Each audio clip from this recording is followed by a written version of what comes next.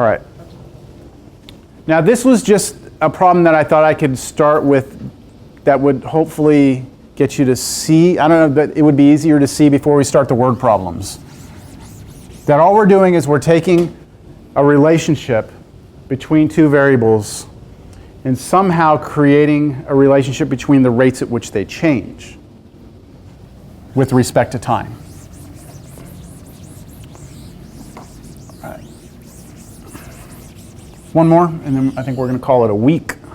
I have to go take part in 3 faculty interviews after this, which is always interesting. Yes? Of it as a third variable. Pardon me? A third variable. What about it? You think of it as a third variable. Can I think of what? Think of time as being a third variable. Yeah, it's your background variable, absolutely. And there are even some problems in this in 2.7 that aren't in your homework set where t will appear in the equation also. So you'll have like 2 variables and t, so you'll have 3 variables in the equation. So you can have like 4 or 5 variables. Oh yeah, there's no limit to the number of variables here. So like if we're messing with like volume per se, t will be already a value given to us. Mm-hmm. Yeah, let's try something. All right, we got to kind of build up to it. I don't want to start just giving you like the more complicated problems. I want to build up to it. So we're going to take something, a simple physical problem, and see if we can find a related rate for it. So imagine that we have. I'm just trying to decide how far I want to go here with this one example. We want to go basic? Go basic? Okay, let's start this out. All right, have you ever been on your computer? I have one right here, I can use this, great. Have you ever clicked and held and just started drawing a rectangle like that? Isn't that fun? You're just bored, you're like, I'm just going to draw rectangles all day long. All right, so here's what I'd like to know. Let's say that I have a rectangle.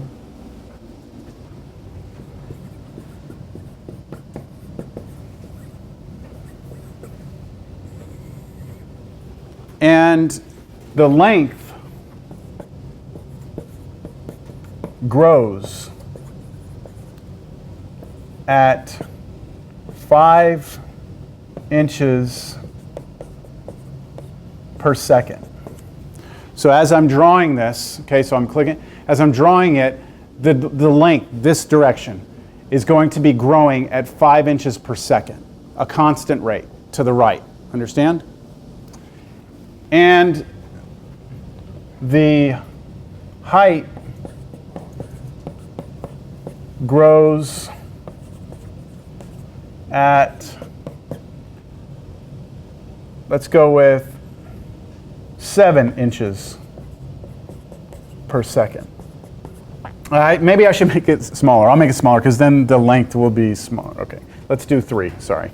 Because then my rectangle would turn out to do what? If I grew faster up than I did to the right, then it would look like that, and then you would argue that the length should be the longer one, and you know what I'm saying? Yeah. All right, so what's happening here is that when I'm drawing this, I'm going out to the right faster than I'm going up, right? Understand? Would it be easier to approach it with area? Well, I haven't talked about area yet, at all, yet. Right? Just understand the physical problem of what's happening right now, right? This is what's happening. I have a rectangle, the length is growing at 5 inches per second. I have a height that grows at 3 inches per second. Do you see it? So basically it would be x over t equals 5 and y over t equals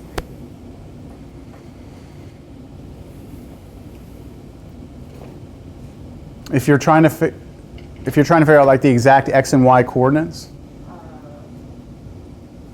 I think that's what you're saying.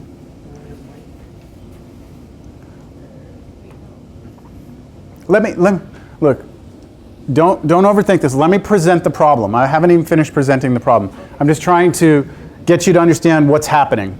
I'm drawing a rectangle, starting here, drawing a rectangle. I'm doing it in such a way that this length is growing, right, at 5 inches per second, but while simultaneously the height is growing at 3 inches per second.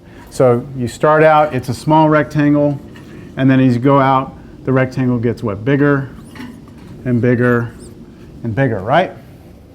Understand? Now, I think I'm going to run out of time. Let me ask you something about the area. I'm interested in the area. I could be talking about perimeter if I wanted to. I could think about different things, but let's just focus on area. What is the area at the beginning? At t equals 0 seconds, what's the area? 0. We're going to assume it starts at a point, right? Nothing has happened. The area will be equal to 0. Understand? Okay. What about 1 second later? It's going to look like, how wide is it going to be? What's the length? 5 inches. What is the height? 3. It's going to be 5 by 3. And that means the area will be 15 inches squared. I'm just going to say, yeah, in squared, right? Square inches. So between t equals 0 and t equals 1, the area grew by 15 square inches from 0 to 1. Yeah? How about from 1 to 2? Is it going to just jump up to 30? Let's see. At t equals 2, what's the area? Or what's the length here? It's what? It's 10 times 6, so the area is 60 square inches. So look, in one increment of time, 1 second, it grew by 15 square inches. But in the next increment of time, 1 to 2, it grew by what? 45 square inches. And what about in the next increment of time? So now it's what? 15 by 9? And what's that? 135, right? Area is 135 square inches. How much did it jump by from here to here? 75. So look at this. From here to here it was 15. From here to here it was 45. From here to here it was 75. Is it growing by the same amount? No? 30, technically, or no? Well, this is growing by the same, this is not growing by the same amount. But how much it's growing by is growing by the same amount. That's weird. Okay. So should the next one, if you're trying to predict the future here, what should the next thing over here be, if that's what you're trying to predict over here? What do you think? From here to here was 30, from here to here was 30, from here to here. So maybe 105? Let's try it. Let's see. T equals 4. At 4 seconds, what are the dimensions? 20 by 12, which is 240. 240?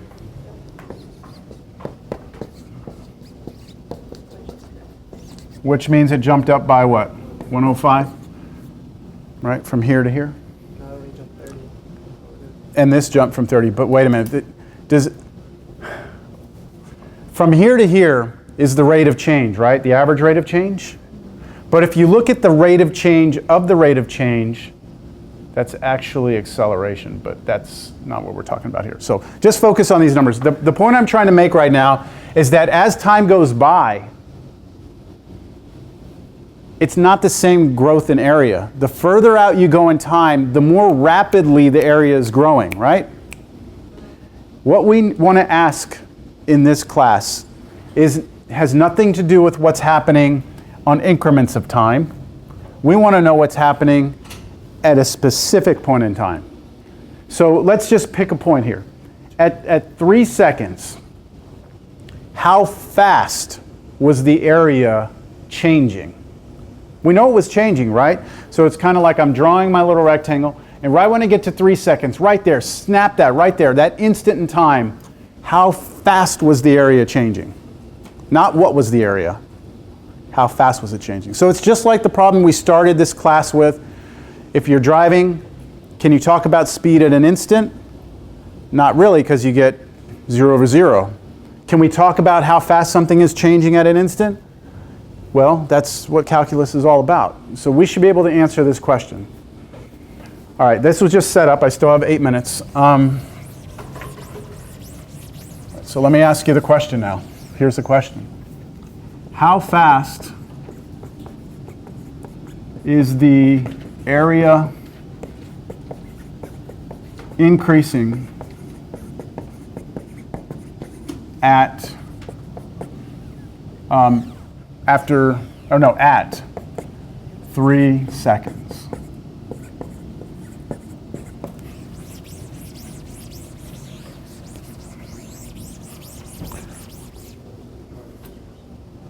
Pardon me? 135, where are you getting that from?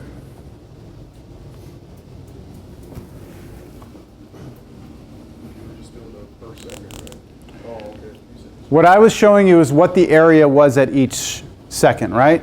And then we were showing what the jumps were from second to second.